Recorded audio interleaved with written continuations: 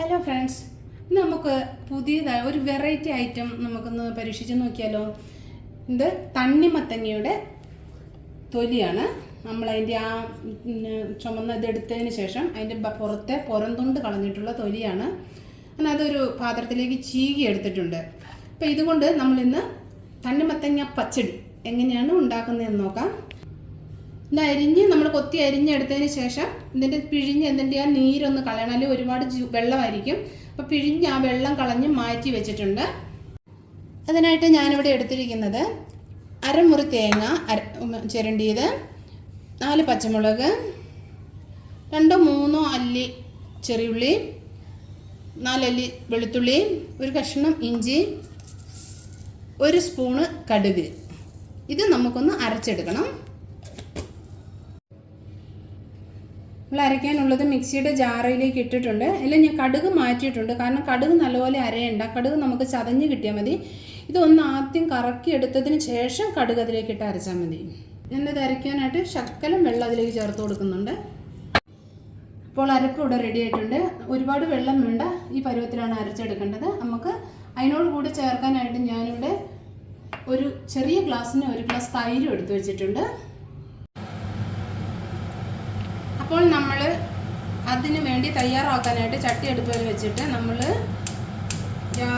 Fire on ചെയ്ത് നമുക്ക് തണ്ണിമത്തങ്ങ ഒന്ന് ചെറുതായിട്ടൊന്ന് വാട്ടിയെടുക്കണം. അതിൻ്റെ ആ പച്ചച്ചവ ഉണ്ടാകാതിരിക്കാൻ തണ്ണിമത്തങ്ങയുടെ തൊണ്ട് നമ്മൾ ചെറുതായിട്ടൊന്ന് വാട്ടിയെടുക്കാൻ പാത്രത്തിൽ കിടക്കുവാണ്.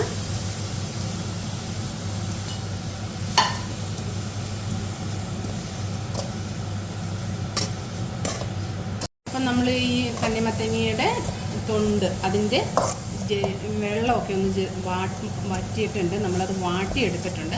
ഞാൻ നമ്മളൊരു പാത്രത്തിലേക്ക് മാറ്റുകയാണ്.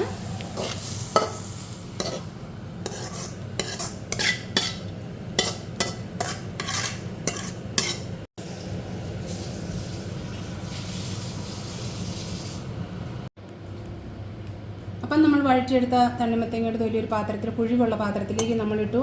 അതിലേക്ക് നമ്മൾ കടുക് തേങ്ങ അരച്ച മിക്സ് നമ്മൾ അതിനകത്തേക്ക് ചേർക്കുകയാണ്.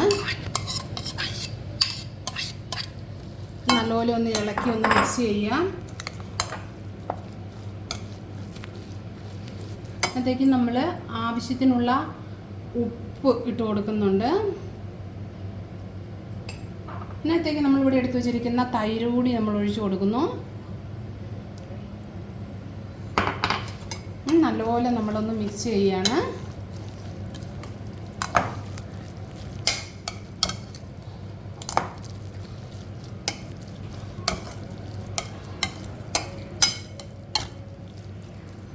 അപ്പോൾ ഇനി നമുക്ക് ഇതിനകത്തേക്ക് ഇച്ചിരി കടുക് വറുത്ത് ചേർക്കണം. കറിവേപ്പിലയും ഇച്ചിരി കടുകും ഇച്ചിരി ഉള്ളിയൊക്കെ ഒന്ന് വറുത്ത് തരണം. നമുക്കത് കടുക് വറുത്തുകൊണ്ട് വരാം.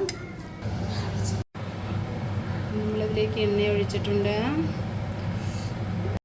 എണ്ണ ഒഴിച്ച് കടുക് അതിനകത്തേക്ക് ഇട്ടിട്ടുണ്ട്.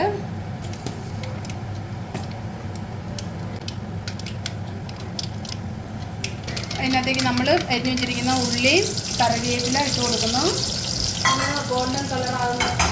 ഗോൾഡൻ കളറാകുന്നവരെ നമ്മളൊന്ന് മൂപ്പിച്ചെടുത്തുകൊണ്ട് വരാം.